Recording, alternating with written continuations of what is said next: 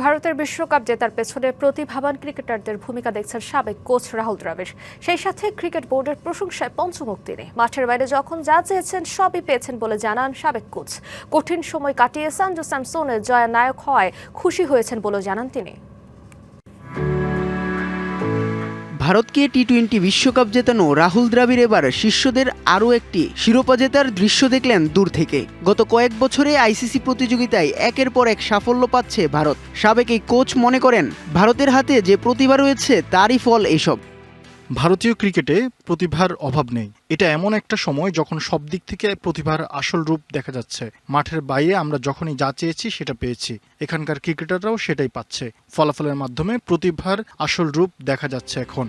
বিশ্বকাপের শুরুতে সুযোগ না পেলেও টুর্নামেন্ট শেষে পুরো স্পটলাইটই কেড়ে নিলেন the boy from Kerala Sanju Samson. বিশ্বকাপের সেরা এই ক্রিকেটারকে তুলে আনার নেপথ্যে দ্রাবিড়ের কৃতিত্বও তো কম নয়।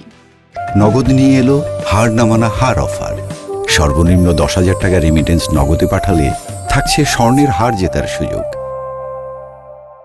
সব বাধা বিপত্তি কাটিয়ে সঞ্জুকে সফল হতে দেখে খুশি হয়েছে। দীর্ঘদিন ধরেই সঞ্জু দল থেকে বাদ পড়েছিল। কঠিন সময় কাটিয়ে সঞ্জু যে ভালো খেলতে পেরেছে এটাই খুশির ব্যাপার। কঠোর পরিশ্রম করার পর কাউকে সাফল্য পেতে দেখলে ভালোই লাগে।